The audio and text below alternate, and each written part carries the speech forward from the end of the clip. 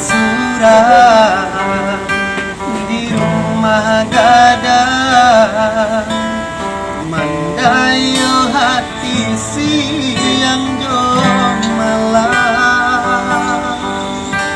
Dek menurutkan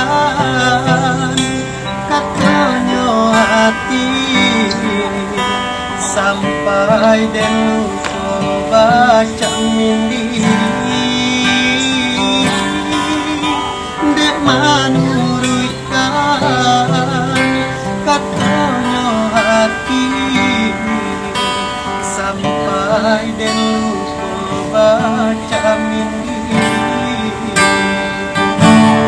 Den jambo rasa kasam